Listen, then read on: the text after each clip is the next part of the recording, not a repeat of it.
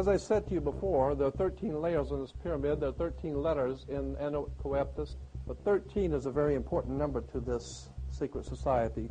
There are 13 stripes. There are 13 stars here, which make up the Star of David. The 13 berries, there are 13 leaves, 13 arrows. There are 32 feathers here and 33 feathers there. Everything is done in sequence of 13. 13, of course, is based on, this is what we call Masonic symbolism. Freemasons designed this dollar bill. Everything is done in sequence of 13, and again, I draw your attention to the fact that you have 13 stars here, which collectively make up the Star of David. There's a reason why. On the $1 bill at the top, you'll see this little image right here. But if you blow it up from an actual photograph, you'll see it is it's a little owl. It's a symbol of the Bohemian Society. The Bohemian Society meets in California on the land, and they're all wearing red and black Ku Klux Klan dress type of regalia, like the Ku Klux Klanners, with the pointed headdress and everything. And, I mean, that's quite a sight to see presidents dressed like Ku Klux Klan members, right? And they're standing in front of a big open pit of fire, and behind them is about a 20 to 25-foot owl behind them. And the article in Elm Magazine and Time Magazine, I've got 2 or 3 different magazines showing basically the same pictures. It says that the presidents meet with all of the heads of industry throughout the world, all of the heads of state throughout the world, and all of the most important wheeler dealers in this country, and they all meet up in Northern California, and they have rituals where they go before the owl after midnight. And what a picture you got, with all the presidents dressed up like Ku Klux Klanners with black and red robes on before an owl. And these are your presidents of this country. And the reason why they chose the owl is because the owl is a symbol used in Europe by secret societies, because the owl is wise, because it sees things in the dark. And the implication is, of course, that's why they are where they are, because they're very brilliant and they know things that you don't know.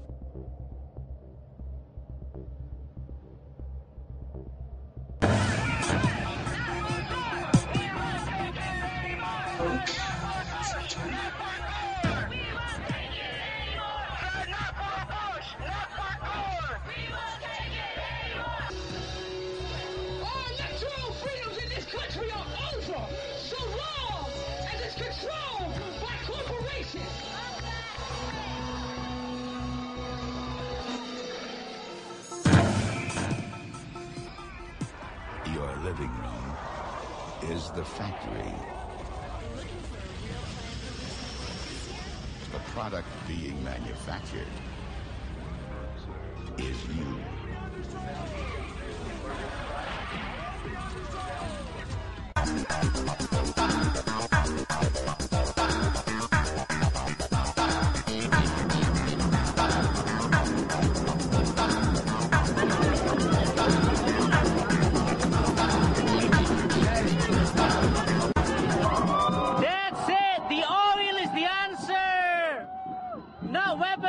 Distraction! Fools need the oil!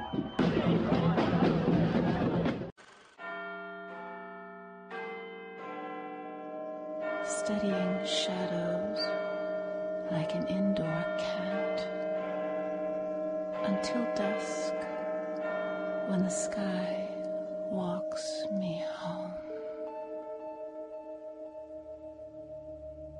How far has the ancient Illuminati secret society network penetrated world politics? If you read the many books published about conspiracies, then you will learn that many leading authors have alleged that British Prime Minister Tony Blair is a high-ranking Freemason.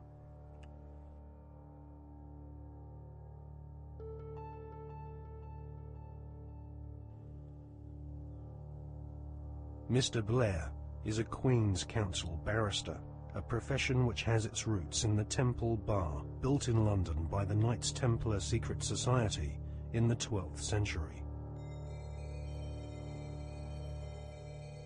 According to many authors, Tony Blair follows the tradition of Masonic membership amongst large numbers of barristers and judges. Mr. Blair is allegedly a member of the 1591 Studholme Masonic Lodge, which meets, amongst other places, at the Café de Paris in London. The Prime Minister has defended his role in lobbying on behalf of a wealthy Labour Party donor who was negotiating to buy a steel company from the Romanian government.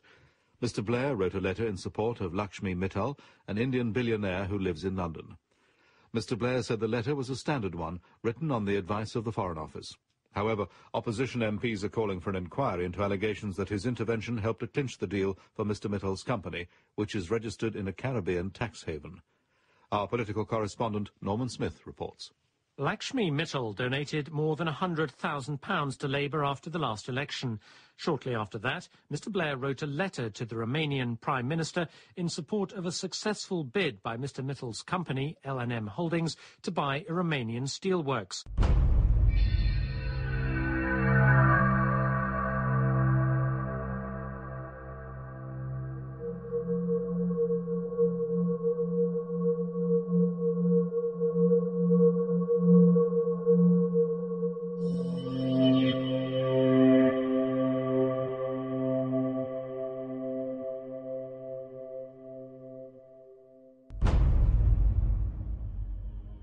A retired solicitor once described barristers like Tony Blair as highly paid professional liars. So it is unlikely that Tony Blair will ever come clean about his membership of a secret society. However, one thing we can be sure about. The Masonic establishment at the heart of British society does not like being probed or investigated when it comes to matters of Masonic membership. A recent Select Committee inquiry chaired by Labour MP Chris Mullins found that the Metropolitan Police Force and Judiciary were unwilling to force their members to disclose if they were members of secret societies. In a series of embarrassing revelations in the 1970s and 1980s, the British author Martin Short established that the Scotland Yard Vice Squad and senior CID officers were all Masons and taking bribes from pornographers in London's Soho. Martin Short estimates that 1 in 6 British police officers are Masons, and that there are approximately 600,000 Freemasons in Britain today. Many Freemasons occupy highly paid jobs at local borough councils across Britain, which often have Masonic temples inside council buildings, maintained at the taxpayer's expense. In Scotland, Masons used to proudly parade through the streets. After the exposure of local authority frauds involving corrupt Masonic solicitors and councillors, British Freemasons went underground and now rarely march in view of the public. The public image of British Freemasonry has been damaged by the revelation that supercriminal Kenneth Noye and the men responsible for the Brinks-Mat gold bullion robbery were all Masons. As Prime Minister, Tony Blair has frequent meetings with the Queen. She herself is Grand Patroness of International World Freemasonry, which has its Grand Lodge of England headquarters near Drury Lane in London. The British government employs a huge number of civil servants, magistrates, judges, solicitors and officials, which have all historically been Freemasons. The deceased author of The Brotherhood, Stephen Knight, says that penetration of Freemasonry into the British establishment goes way beyond policemen and parish councils. Knight says that the Palace of Westminster, home to the British Parliament, is used as a meeting place for at least 2 Masonic lodges. One of these lodges is called the New Welcome Masonic Lodge, which regularly hosts blood-curdling rituals and ceremonies inside the Palace of Westminster. Members of Parliament from all political parties gather together, wearing white gloves sashes, lambskin aprons, and wielding ceremonial daggers, swearing bloodthirsty oaths of allegiance to each other. Just where this leaves British democracy is anyone's guess, but the fact that these secret ceremonies take place in a building paid for by the British taxpayer leaves one wondering if Freemasons do not see themselves as superior to the average British citizen. Many researchers claim British Prime Minister Tony Blair is a high-ranking 33rd degree Freemason.